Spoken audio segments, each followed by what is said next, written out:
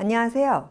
2024 이음예술창작 아카데미 공통과정 장애미학과 현대예술, 장애예술로 세계탐구 그 첫 번째 순서인 장애미학이란 무엇인가를 시작하겠습니다.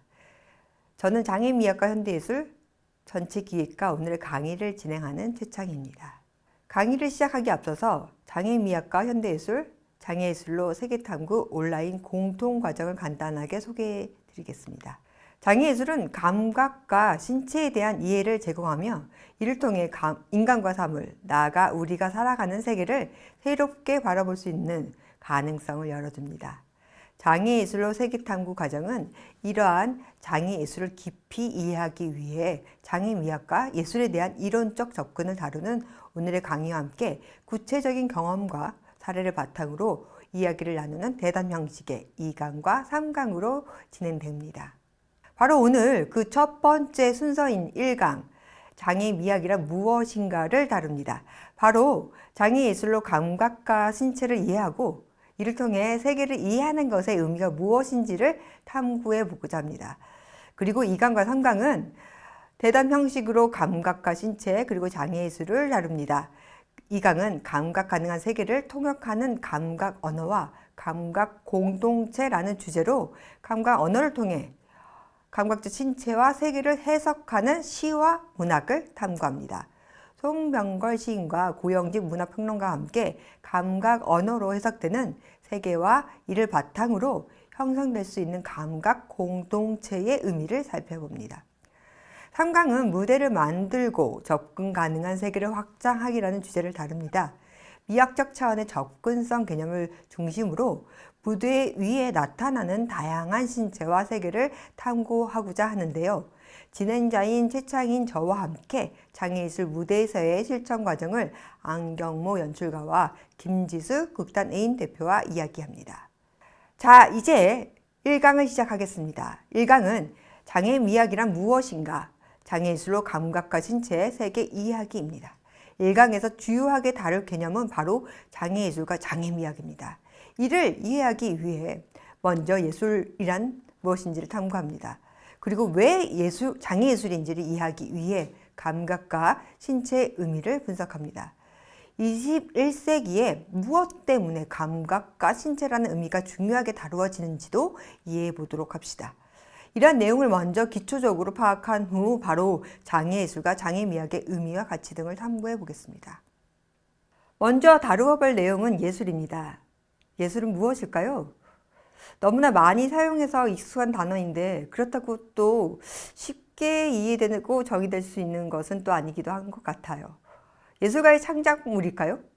물론 맞지만 그렇게만 설명하기는 좀 많이 부족한 것 같습니다. 그리고 그건 하나하나의 예술 작품이기도 하기 때문에 전체 예술을 설명하는 것에도 도달하지 못합니다. 예술은 새로운 무엇을 만들어내고 있는데요. 그래서 그런지 예술은 예술이 아닌 것이 예술이 되는 것, 바로 그것을 예술이라고 설명합니다. 여러분들 아방가르드라는 말을 들어보셨을까요? 아방가르드는 불어인데요. 여기서 아방은 영어로는 프론트의 의미로 앞이라는 말이고요. 가르드는 군대, 부대라는 의미입니다. 즉, 전위 부대를 일컫는 것이죠. 예술은 이렇게 앞장서서 새롭게 세상을 탐구하고 이해하는 전위 부대와 같은 것입니다. 그래서 바로 예술은 새로운 것으로 기존의 예술이 아닌 것으로서 예술이 되는 의미를 가지는 것입니다. 그런 의미에서 바로 삶이 예술이 되는 것, 예술이 삶이 되는 것이라고 이야기하기도 하는데요. 바로 삶과 예술이 구분이 되는 것이 아니라 늘 그 경계를 넘나드는 것을 의미하는 것입니다. 이러한 내용은 프랑스 철학자 자크 랑쉐르를 통해 주로 설명되는 개념이기도 합니다. 랑쉐르는 18세기, 19세기의 낭만주의 사상가이자 문학가인 프리드리히 실러의 유명한 태제, 인간은 유의할 때에 가장 온전하다의 개념을 차용해서 예술과 미학의 개념을 설명합니다. 유의, 바로 놀이입니다. 놀이는 그럼 무엇일까요? 놀이는 바로 어떤 목적을 가지고 있지 않죠. 그리고 결과도 없습니다. 자율적인 행위인 것이죠. 또한 창의적인 과정이기도 합니다. 여러분들 아이들 놀 때 보셨겠죠? 어떻게 노나요? 어린 아이들은 도구를 창의적으로 가지고 놉니다. 국자와 냄비로 음악을 연주하고 길가에 돌멩이하고도 하루 종일 놀 수 있죠. 국자라는 도구를 새롭게 다루고 있는 것이고요. 또 음악을 새롭게 만들어내고 있어요. 노는 것을 숙제로 하는 어린이는 없습니다. 그리고 놀이를 통해서 칭찬을 들으려고도 하지도 않지요. 이렇듯 예술은 목적과 결과에서 자유롭고 기존에 있는 것에서 벗어나 새로운 것을 만들어냅니다.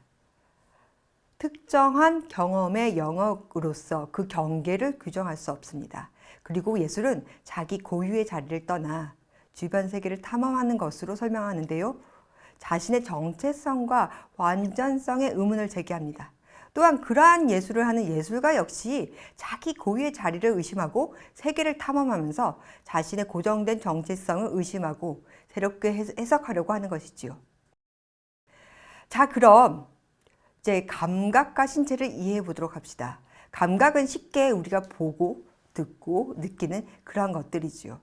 그리고 신체는 바로 우리의 몸, 감각하는 몸입니다. 그렇다면 왜 감각과 신체를 중요하게 다루려고 하느냐일 것입니다. 코로나19 이후 많은 사람들이 인간 중심주의가 문제라고 이야기합니다. 바로 인간 중심주의에 대한 반성인데요. 여기서 인간이라는 것에 대한 반성의 의미로 감각과 신체를 언급하는 것입니다. 여기서 인간은 대문자 휴머니티를 의미하는 것으로서 인간 전체를 하나의 보편성, 동일성의 원리로 설명하자 하는 것입니다.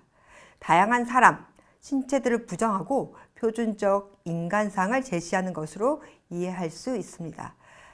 그러한 의미에서 근대의 인간으로 설명되는 주체, 이성에 대한 비판이 현대 철학에서 많이 제기되고 있는 것입니다. 바로 그러한 주체의 개념에는 백인이자 남성, 성인 등의 의미를 내포한 보편성과 동일성의 개념으로 이해하는 인간관이 있기도 하는 것입니다. 사물을 하나의 동일한 것으로 보는 것에 대한 해체의 의미로서 개별적 신체와 바로 보고 듣고 느끼는 감각적 신체를 중심으로 세계를 이해하기 시작한 것입니다. 여러분들도 많이 들었을 다양성 개념이 있는데요. 즉, 차이로 세계를 이해하는 것이지요. 인간을 이성과 감성, 정신과 신체로 구분하여 설명하는데 보편적 진리와 영혼의 개념이 존재하지 않는다고 보고 따라서 이성이 아닌 감성 또는 감각, 또 영원한 정신의 개념이 아닌 유한한 신체가 핵심이라고 이야기하는 것입니다. 그리고 그러한 의미에서 다양한 신체로서 여성, 장애, 젠더, 국가를 잃어버린 난민 등을 이해하는 것이며 나아가 대상으로 여겨졌던 자연이 아니라 신체의 의미는 비인간 생명체로서 동물, 식물, 심지어 사물을 이해하려고 하는 것입니다. 바로 이러한 맥락에서 현대 철학에서는 주체 이외의 모든 타자를 대상으로 하는 사유체계를 해체하는 것입니다. 이러한 부분을 잘 설명해 주는 프랑스 철학자 질 들레즈의 감각이란 무엇인가의 한 구절을 읽어드리겠습니다. 감각은 주체로 향한 면이 있고 대상으로 향한 면도 있다. 차라리 감각은 전혀 어느 쪽도 아니거나 불가분하게 둘 다이다. 이렇게 설명합니다.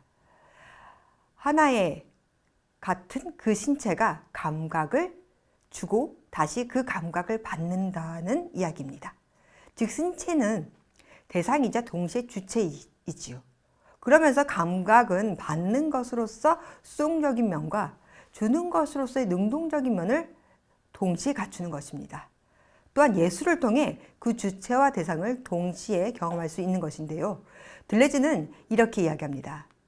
관객으로서의 나는 그림 안에 들어감으로써만 감각을 느낀다.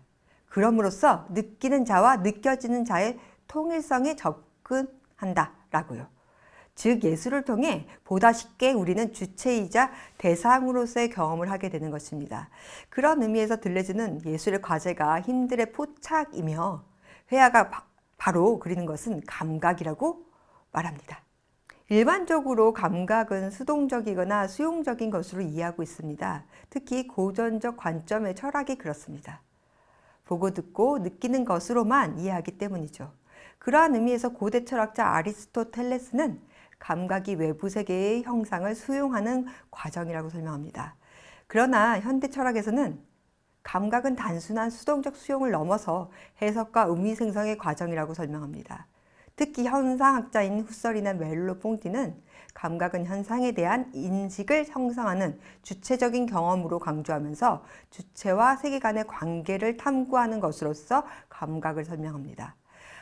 바로 이러한 맥락에서 멜로 퐁티는 의식과 실제, 주관과 객관, 이성과 감성 또는 지각, 그리고 안과 밖을 넘어 살의 존재론이라고 설명하죠. 그리고 정보 이론에서는 감각은 정보를 처리하고 해석하는 과정으로 수동적인 수용뿐만 아니라 정보의 적극적 해석이 필요하다고 정의합니다. 또한 인지과학에서는 감각은 단순한 자극의 수용이 아니라 뇌의 복잡한 정보 처리 과정을 포함하여 주체가 능동적으로 세계를 인식하는 방식이라고 설명합니다. 이제 장애의 예술과 장애의 미학을 살펴보겠습니다. 예술을 먼저 살펴봤습니다. 동일성 개념으로서 주체의 해체로서 감각과 신체를 이해했습니다. 그러한 의미에서 장애에 대한 미학적 이해 속에 장애 예술을 종합하여 이해하여 보겠습니다. 그렇다면 미학은 무엇일까요? 우리는 너무 자주 듣지만 정확히 설명하기 어려운 개념들을 오늘 너무 많이 만나네요. 예술, 감각, 신체, 이제는 미학입니다. 미학은 한자로는 아름다울 미자에 학문학자를 사용해서 아름다움에 관련된 학문으로 쉽게 설명됩니다. 사실 이 말은 맞기도 하고 틀리기도 해요. 우선 아름다움을 지각하는 것으로서의 학문이라고 생각하면 어느 정도는 근접할 수는 있습니다. 여튼 미학은 서양의 학문체계에서 온 것입니다. 영어로는 에스테틱스, 프랑스어로는 에스테티크, 독일어 역시 유사한 발음입니다. 모두 고대 로마어인 라틴어의 영향을 받은 것입니다. 그리고 라틴어는 고대 그리스어인 아이스테시스를 번역한 것이지요. 이 아이스테시스는 아이스타네타이라는 감각하다에서 온 말입니다. 즉, 미학은 바로 감각학, 감각에 관한 학문입니다. 이제 왜 미학인지, 왜 감각과 신체를 설명하는지 감이 오시죠? 그런 의미에서 장애예술과 장애미학을 이야기하고자 하는 것입니다. 다양한 신체, 새로운 역량을 보여주는 것으로 감각을 직접적으로 보여주는 장애예술을 설명하고, 그러한 것을 현대사회에서 감각과 신체의 의미를 직접적으로 설명할 수 있는 것으로서의 장애미학을 이야기하고자 하는 것입니다. 자, 그럼 몇 가지 예술 작품을 보면서 이야기해 보겠습니다. 첫 번째 작품 보이시나요? 조각상 같은 사진입니다. 팔이 보이지 않는 신체를 보니 고대의 조각상 밀러의 비너스가 떠오릅니다. 바로 예술가인 메리 더피는 해표 지증이라는 사직이형의 자신의 신체를 미의 여신의 신체와 다르지 않다고 이야기하면서 퍼포먼스를 보여준 것입니다. 바로 다음의 사진들이 그 퍼포먼스를 기록한 것인데요. Cutting the Ties That Bind는 밀러의 비너스처럼 몸에 밴드를 두르고 있다가 그 밴드를 벗어내고 그 여신상과 같은 몸을 지닌 자신의 몸을 보여주는 것입니다. 밀러의 비너스는 팔이 잘려져 있는 상태로 발굴되었습니다. 그리고 지금까지도 미의 여신이라고 불리우는데 자신의 몸은 이상하다고 문제가 있다고 바라본 사람들에게 같은 아름다운 신체라고 몸소 보여주는 예술 행위를 한 것입니다. 메리 더피는 그리고 이렇게 이야기합니다. 처음부터 이렇게 태어난 것이냐? 무슨 사고가 있었던 것이냐? 라고 질문하는 사람들에 대해서 나는 내 몸이 나에게 잘 맞는다고 생각해. 온전하고 완전하고 멋지게 잘 작동한다고 대답합니다. 다음 예술 작품을 살펴보겠습니다. 천샨 이라는 예술가입니다. 이 발음이 정확히 맞을지는 모르겠어요. 이 예술가는 두 개의 손가락과 발가락을 가지고 있는데요. 그것을 숨기는 것이 아니라 보호하고 꾸미는 것으로서 액세서리 같은 작품을 제작하고 이를 직접 착용하는 예술을 선보입니다. 이미지와 같이 특이한 모양의 신발과 함께 발가락 부분에 뿔과 같은 장식을 달아서 패션 화보처럼 포즈를 잡고 있네요. 다음의 작품들은 손에 독특하고 아름다운 섬유공예 같은 작품을 착용하고 있습니다. 자신의 발을 바로 함께 보여주어서 이상하다고 보기보다 특이하고 아름답다라는 생각을 가지게 하는 것 같습니다. 다음 사진은 그러한 의미의 연장으로서 피부화사를 질문하게 합니다. 우리의 그 피부와 같은 옷을 입고 함께 귀한 장식을 착용한 사진을 보면 우리의 신체와 살, 피부와 옷에 대하여 여러 생각을 가지게 하는데요.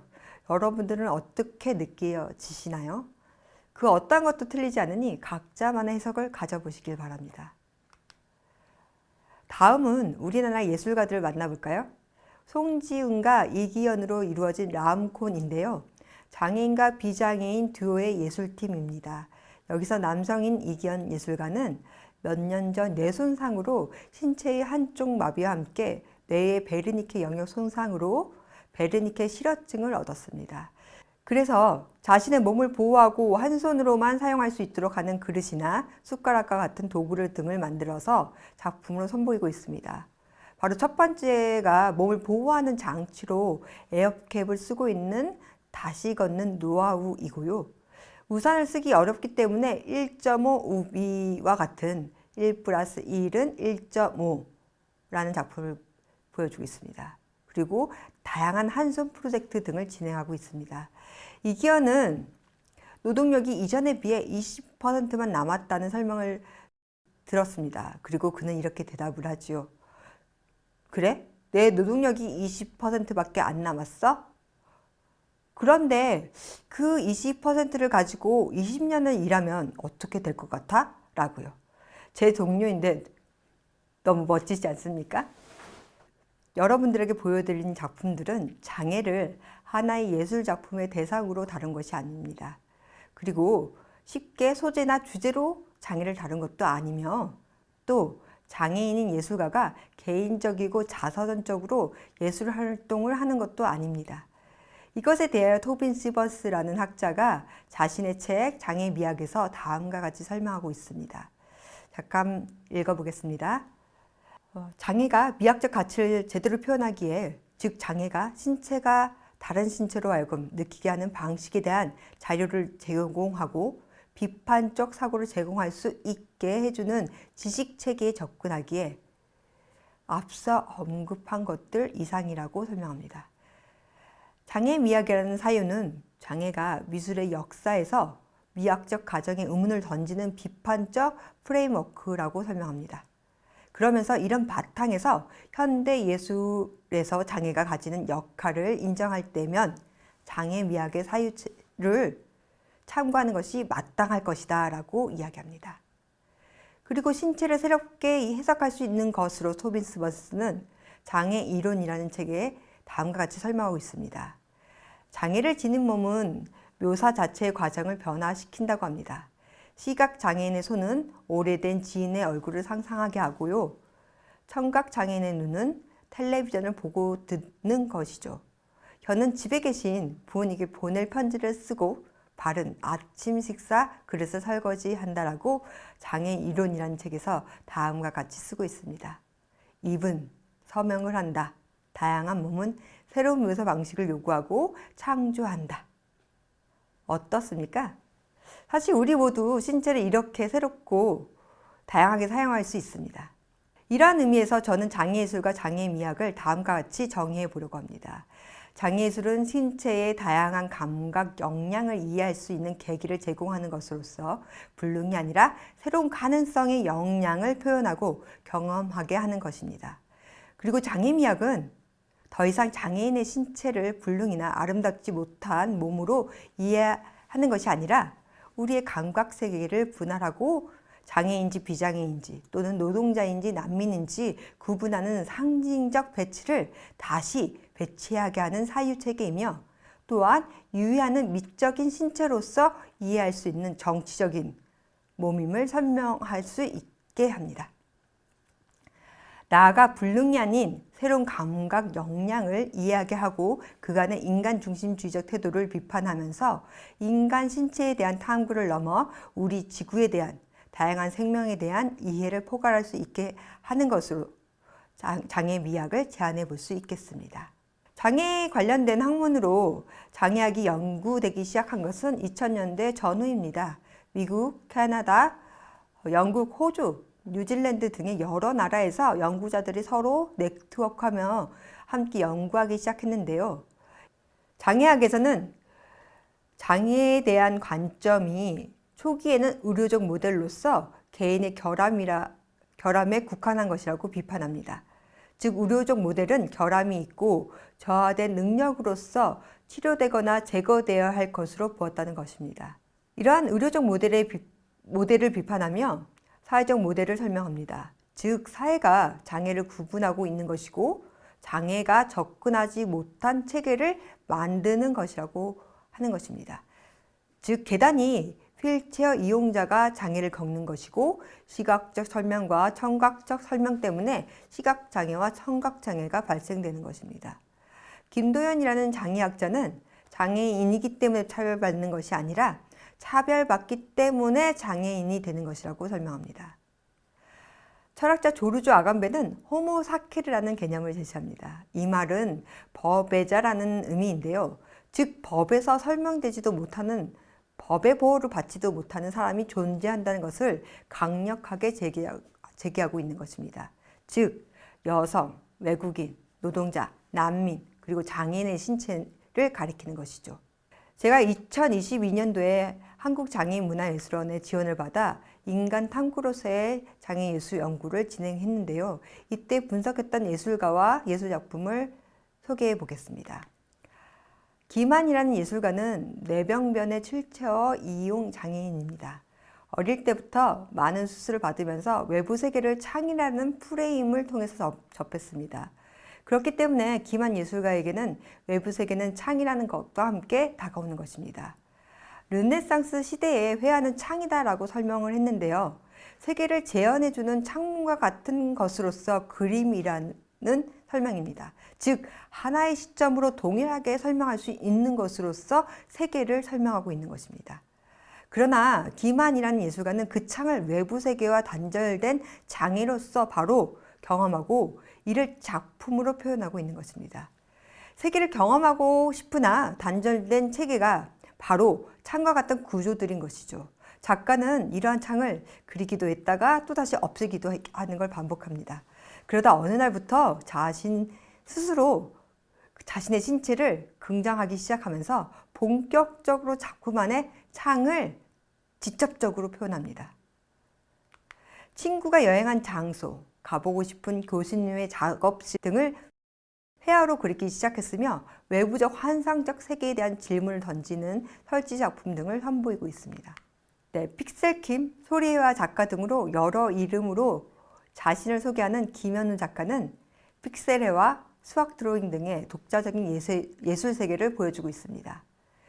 특히 수학 드로잉을 보면 세계를 수학적 기호와 색상으로 표현하고 있는데요. 자세히 보면 알 수 있겠지만 그동안 우리가 보아왔던 수학 공식이 아닙니다. 기이하게 길어지고 꺾인 그래프와 루트 기호가 변화된 함수와 방정식으로 구성되어 있죠.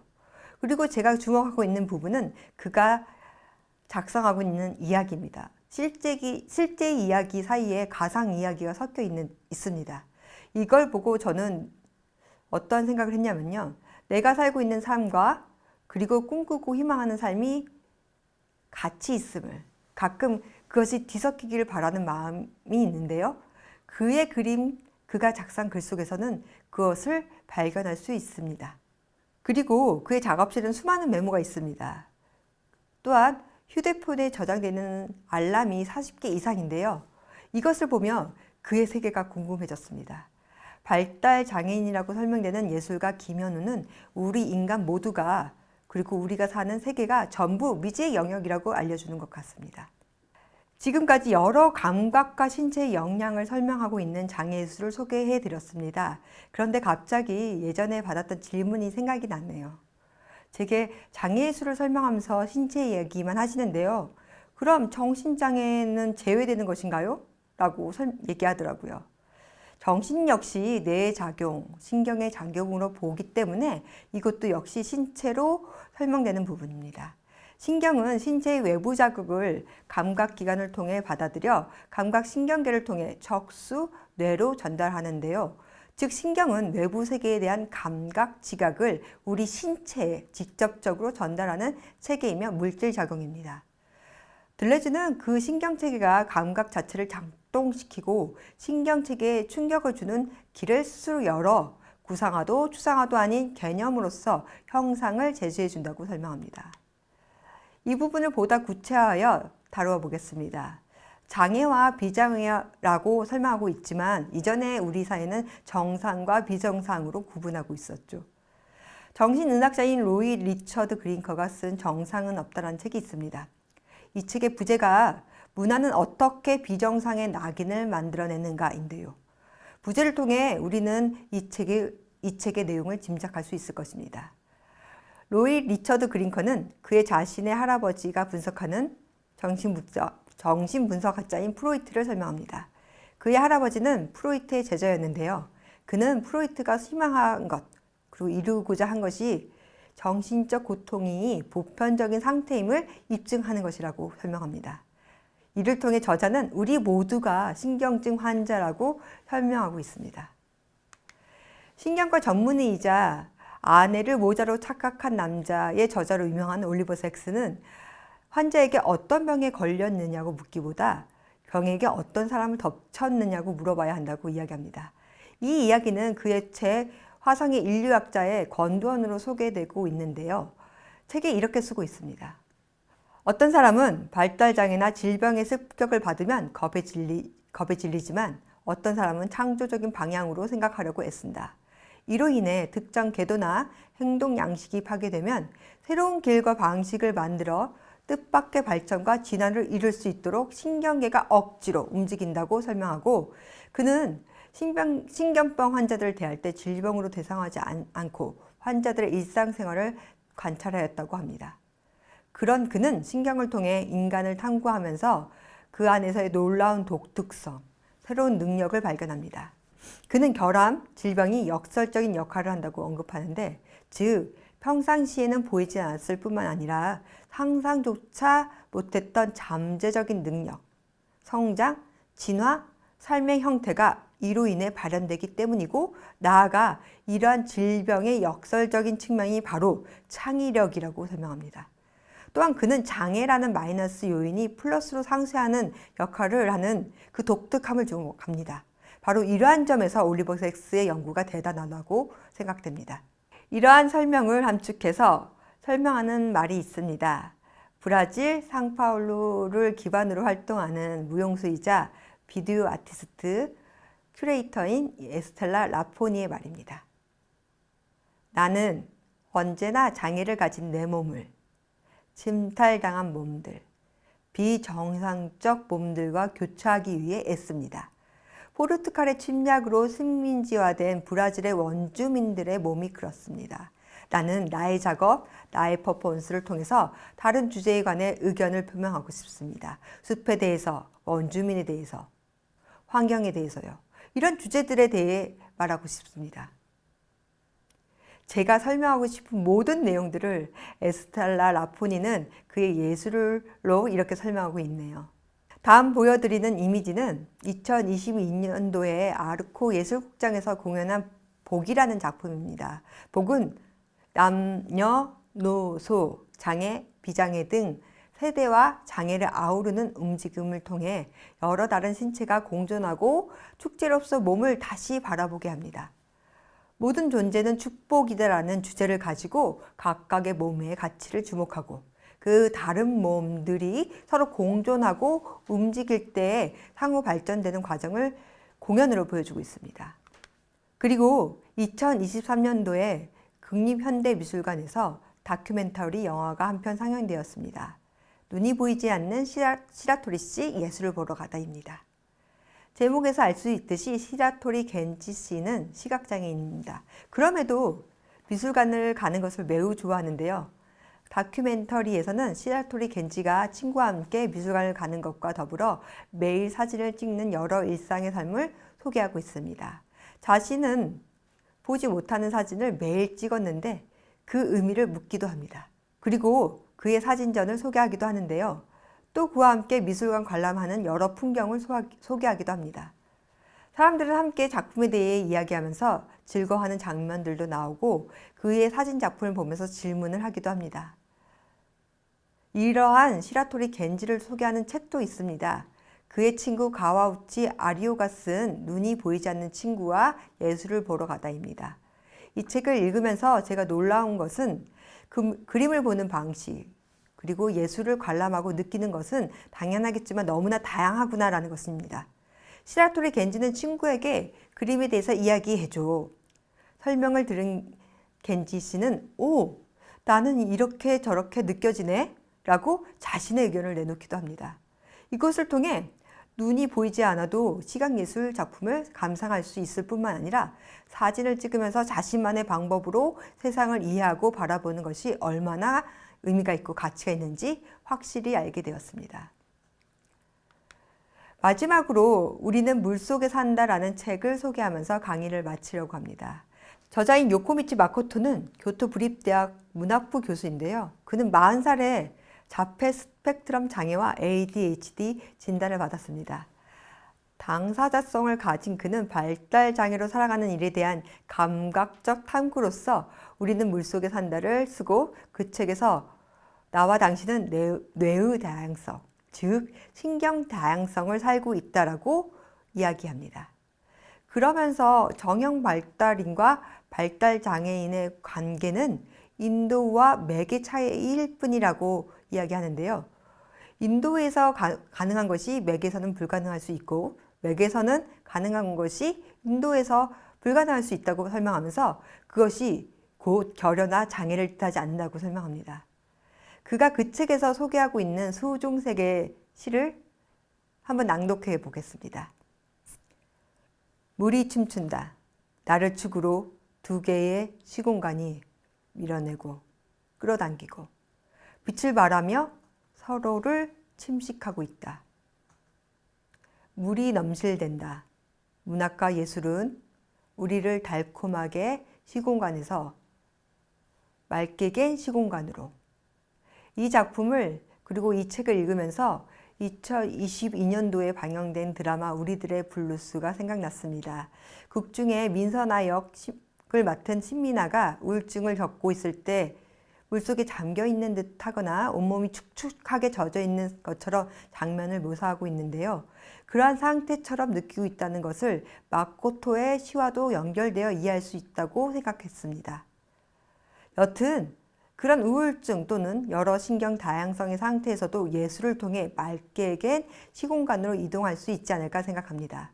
또한 저자의 시를 통해 달콤하게 흐린 시공간도 우리는 간접적으로 또한 이해해보는 계기도 갖게 될 것 같습니다.